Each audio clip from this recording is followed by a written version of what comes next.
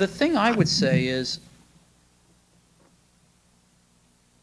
when you grow up, you tend to get told that the world is the way it is, and your life is just to live your life inside the world, try not to bash into the walls too much, try to have a nice family life, have fun, save a little money.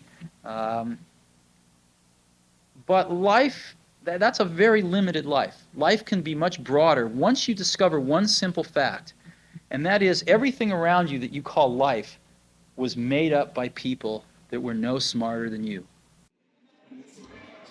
So without this iPad, this is what you see. So this is what you see without the iPad. Now with the app on the iPad, this is what you see. Beautiful.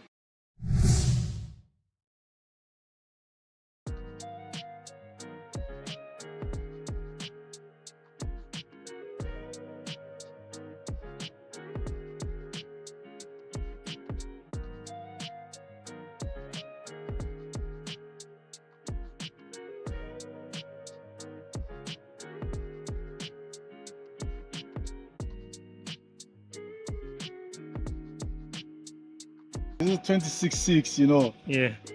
in Mountain View, California. So basically, this is the original house where Apple was started. This is where Steve Jobs' parents stayed. He grew up here.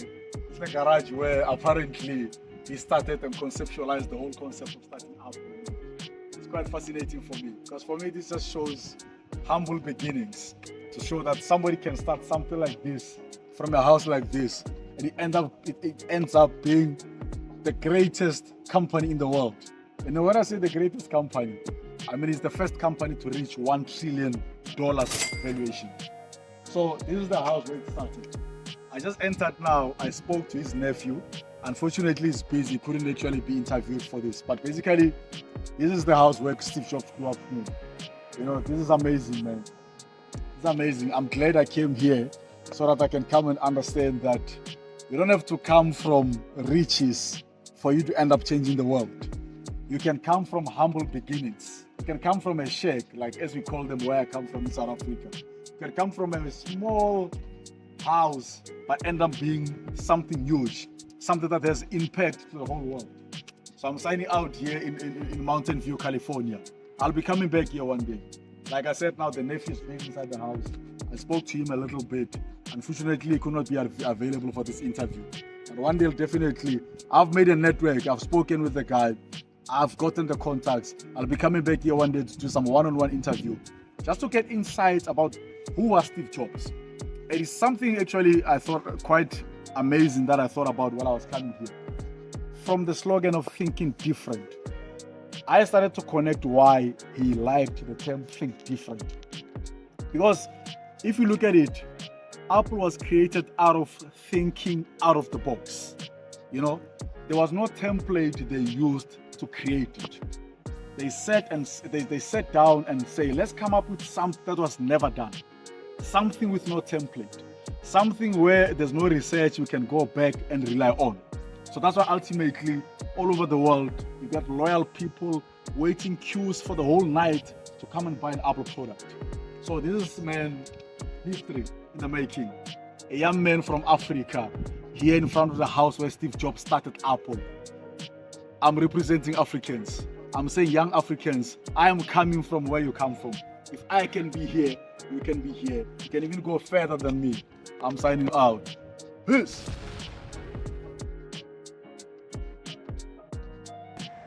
So I'm here at Apple Park, the head office of Apple here in the US. Just to try and, speak with different minds, get different perspectives, understand their views, understand their frameworks, what makes them different, what makes them think how they are thinking, So we'll be here on this journey just to understand how we can improve and do things better. Because sometimes they say it's not really necessary to reinvent the wheel. You go and learn from someone who has done something, improve on that, add your own creativity. As you're going along, that's how we learn. You save time as well. So follow me on this journey. Yeah. Nice one. Beautiful. Yeah. Beautiful. I'm here with my brother. He's a product manager for TikTok in China. Yeah. Nice to meet you, bro. Nice As to I meet you, said, bro. I'm coming through one day, God willing, to the head office of TikTok, eh? Yeah. Cool, bro. I'm located in Shanghai. If you come to Shanghai, you can connect me with that phone number. You're in Shanghai? Yeah, Shanghai. Okay. Yeah. Yeah, no, definitely I'll let you know. Yeah, I'm impressed. TikTok has taken over the world, my brother. It has taken over the world and it looks like it has potential to be bigger than all other platforms. Yeah, I think so. But other competitors are all, they have a strong competition. Like what? Which one would you say is a competitor to TikTok? I think the Instagram is developing the look-like platform. Okay. Yeah, I don't exactly remember the name, but Okay. it seems like So in China, you say there's no LinkedIn now. actually we have LinkedIn. but Okay, your own version of yeah, LinkedIn. rare people use LinkedIn. And there's no Google in China. You have your own version of Google. Yeah, we have a Baidu, Chinese Okay. version of Google. So it is actually just the government that decided, no, all these American platforms, they don't need it in China. We don't. I think it's. We don't know actually, but I think it's business protect purposes. I think. Maybe. Okay. Maybe. Of course. Okay. So the government is just trying to protect Chinese companies. Yeah, maybe I think. Okay. No, I'm with.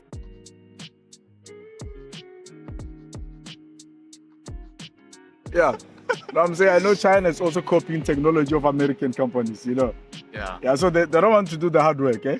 They make it easy for them. I think Instead of starting something where you must think too much, just go and take one iPhone, bring it to the lab, look at it, find a way of creating something that is a little bit different to it. Eh? That's what I've noticed about the Chinese companies. Well, I think it's not exactly like the copy from. Okay. I think it will just borrow the most brilliant idea from the most advanced companies. I like when you use the word borrow. Yeah. But I'm with you. I'm with you because I mean, if you're making a car and you can easily take some small things from another car, why must you go and think everything from Yeah, scratch, right? I think that borrow means that someday you are gonna pay back. But first you will have money to pay back. So Or why it's not like a just make patent. money? It's like a patent agreement type of thing. Yeah. So are you saying that this company, that phone, that brand, went to Apple to talk to them to say we'll copy, we'll borrow this and this and this? No. I mean, So it is not formal. It's not a formal agreement. Yeah, I think it's. I think is that if you want to start something from scratch, that will need a lot of time. But sometimes another way is to move fast. I think move fast is a more suitable way for China. Yes. Yeah. Yes. Because you are not still that developed country. Oh, when you become developed, I think that will give us every companies a lot of time to be original or something like that. So I think it's very easy just to, for the sake of pace of moving fast, just copy and borrow something, some technology from another company, and add your own things. Yes, I think it's not 100% copy. Yeah. Yeah, but some we are still to develop something that is original. Okay. Yeah. No, thanks, bro. Cheers, man. Thank you. I'm here at the Apple head office, right? And I'm inspired by Steve Jobs and what he has done. So what do you think actually young people can learn who are trying to be innovative and become leaders in technology entrepreneurship? So when it comes to Apple specifically, Yeah. I have learned from working here that you don't necessarily need a degree in a specific field or even at all in order to get a job that you're looking for, because Apple has so many opportunities that allow people that don't have a degree, or let's say they got a degree in biology, but then they got into computer science or like engineering, software engineering. If you are good at something, if you push yourself and you're really good at something, you are 100% capable of getting that position and not having that specific degree for it. I understand.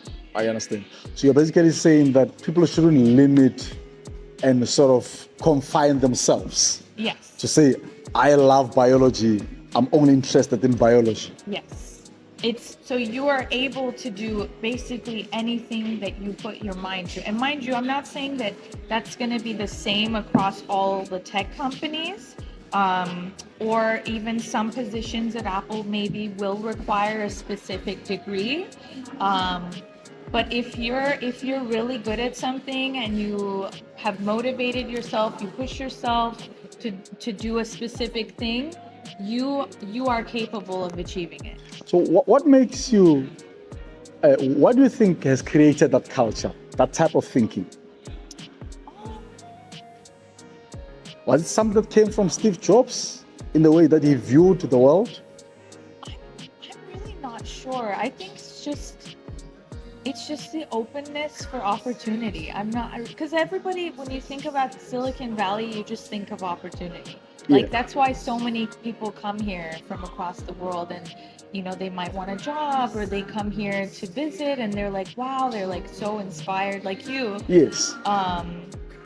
I'm not really sure. I just No, say I it's hear the you. land of I opportunity, hear I you. guess. And I think it actually, it goes with what a documentary that I watched about Silicon Valley. I saw a documentary where they said there's 3 things that makes Silicon Valley what it is. The first thing was that they focus more on openness versus hierarchy. Meaning here, anybody is encouraged to think and come up with ideas. Yes, that's You know? true. Yeah. So the second thing they say here, it's actually about risk over stability.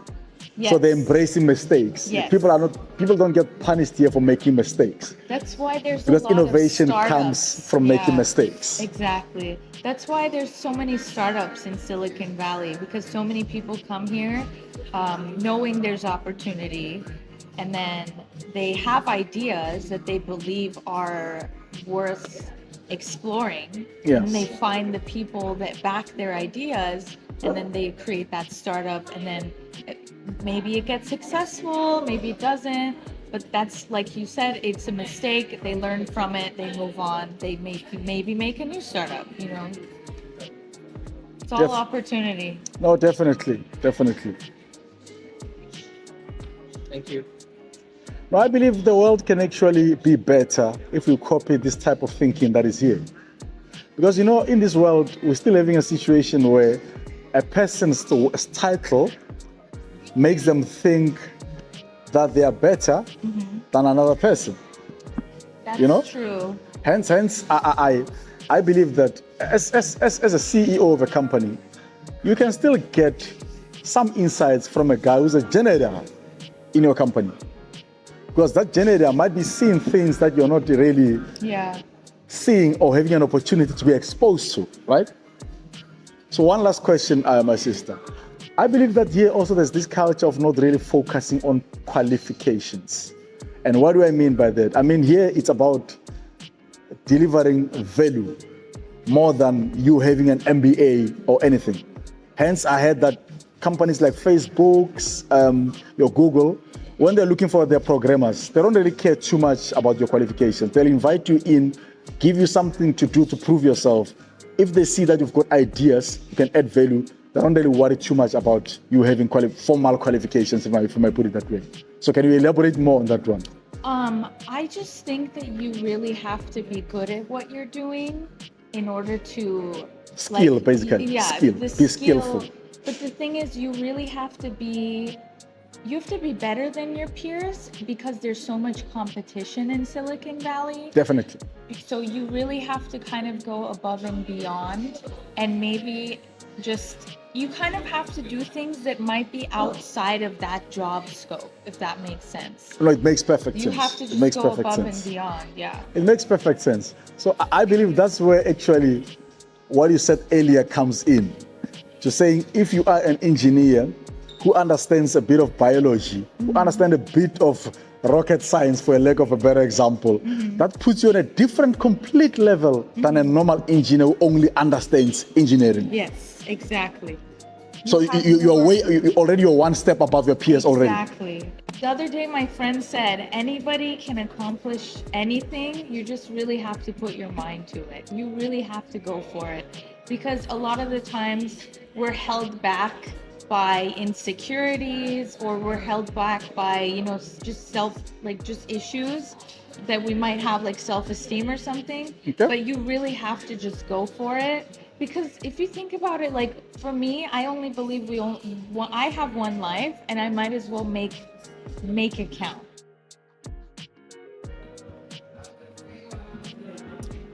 Hi everyone. I'm here at the Apple head office in Cupertino, California. Wow, man, I've always wanted to come here. I'm a very big fan of technology entrepreneurship and innovation. So for me, coming here represented many things. One, it represented innovation, and how I wanted to come and speak to people here, understand what makes this great company to be the first company to hit $1 trillion valuation. So to be the first company to be valued at $1 trillion American dollars. This is quite powerful and amazing for me. At the same time, to be able to build these great products consistently, year in, year out for many years. And for me, Apple is different, Apple does not represent just a normal business. Apple to me represents art and science. So it's like the leadership of Steve Jobs was so broad thinking, and he was so open-minded, and he had such a very broad view about product development, to an extent that he created a product that did not exist before. He created something that no person had ever created. Hence, there's a story where they say that some of the engineers once brought me research and said to him that this is a research, this is a template that you can work on to build this product. And apparently he said to them, I don't need a template. I don't need the research, because I'm building something that was never built by anyone before. So this is actually a very symbolic moment for me. And as I'll be sharing insights and knowledge with everybody who will be following me in Africa or everywhere in the world. Because remember, what I'm doing actually is not just for the African continent. It's for the whole world, man. It's for everyone who I've actually got to know in any country in the world. To really come and check out this YouTube channel and see if we can learn from each other. I'm not saying I'll be here to teach. We are learning from each other.